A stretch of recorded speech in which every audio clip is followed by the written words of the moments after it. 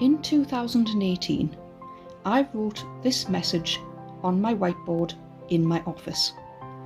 It reads, "An author is a writer who got around to actually writing down their idea."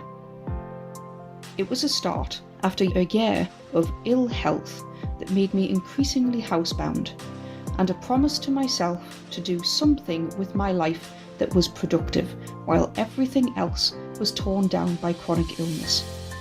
Now it's 2024, and here is what I've produced, on sale today. To the right are folders of notes and previous drafts on my desk, which I retired in favour of the Shalong as my writing spot.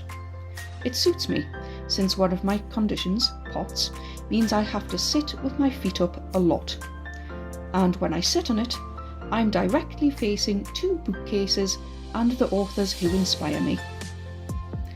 The idea of drawing red was sparked about 10 years ago when I was at college one lunchtime and looking down at a blank sheet of paper. I wondered what would happen if it could communicate back to me. What would it fill the paper with? With ill health giving me a lot of time on my hands and too much fatigue to physically move, I turned to reading and thinking, and more reading, and more thinking. I'm happy to invite you now into my YA paranormal romance sci-fi fusion world. On a side note, POTS is a condition affected by gravity. I couldn't resist tying it in somewhere, or appealing to my geeky fandoms, or paying homage to more recent fairy tale retellings, or the paranormal romance books I read as a teenager. The result, my A Little Bit of Everything with a cheeky nod to Japanese folklore and my love of anime debut mixture. Thank you to everyone who has bought a copy of my novel. I've been floored by the reception it's received, and by the support I've been given by a bunch of strangers on the internet writing their own stories, who became my friends when I couldn't leave home. Some of you may remember my tweets 5 or so years ago, where I talked about a fascinating book called Think Like a Tree, but no one then knew exactly what that would span into.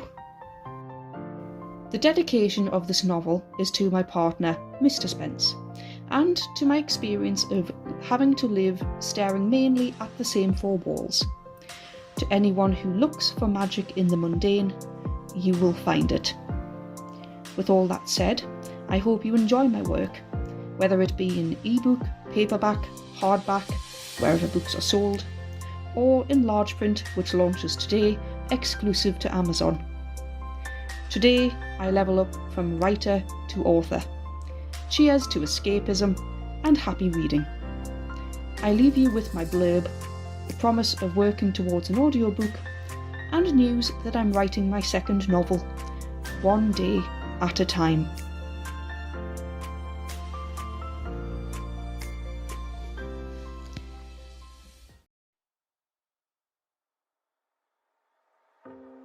Progress doesn't sleep, and neither does a vampire.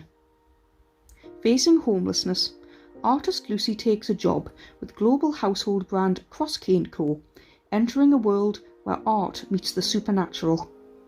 1 week in, her charge order, a naive tree spirit inhabiting a notebook, goes missing, along with company supplies. If not recovered, she could lose her job, home, and wolfishly handsome flatmate. Lucy races to recover them, in a journey leading her through mirror portals and uncovering the secrets of cosmic proportions. Paranormal and intergalactic peace is on the line. Amidst tangled relationships, chasing down an escaped vampire convict, and a web of family and interspecies politics, Lucy discovers her own voice. But when the time comes to speak, will she be Little Red Riding Hood or the Red Queen?